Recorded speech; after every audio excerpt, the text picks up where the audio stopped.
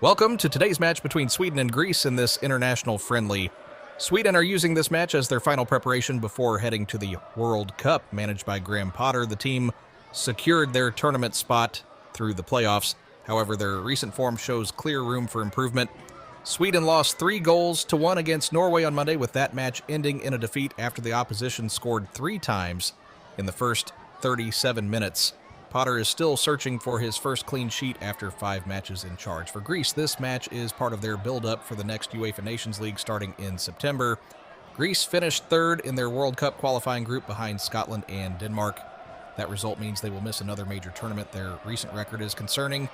Greece have won just 1 of their last 7 games. They have failed to score in 3 consecutive matches, with a 1-goal defeat to Paraguay coming between goalless draws against Belarus and Hungary. The last meeting between these two nations was in October 2021. Sweden won that World Cup qualifier at home by 2-1.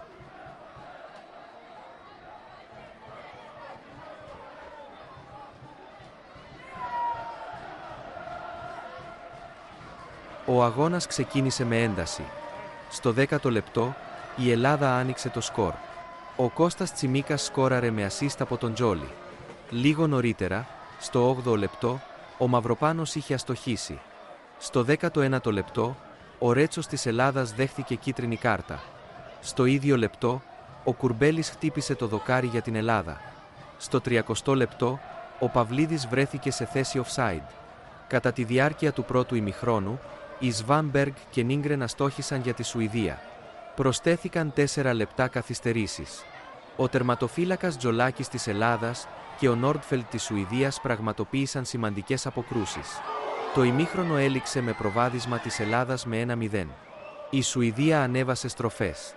Στο 53ο λεπτό, ο Βίκτορ Γιόκερες ισοφάρισε για τη Σουηδία. Στο 61ο λεπτό, ο Γκούσταφ Νίλσον έδωσε προβάδισμα στη Σουηδία με ασίστ του Άλλη. Στο 73ο λεπτό, ο Μπεργκβάλ εκτέλεσε απευθείας φάουλ και ο Κουλιεράκης της Ελλάδας δέχθηκε κίτρινη κάρτα για μαρκάρισμα στον Ελάγκα. Στο 60ο λεπτό, ο Μπέρνχαρντσον αστόχησε για τη Σουηδία. Στο 47ο λεπτό, ο Παυλίδης χτύπησε το δοκάρι. Στο 41ο λεπτό, ο Τζόλις αστόχησε. Σημειώθηκαν πολλές αλλαγές και από τις δύο ομάδες στο 63ο λεπτό. Η Σουηδία ολοκλήρωσε την ανατροπή και πήρε μπροστά στο σκορ.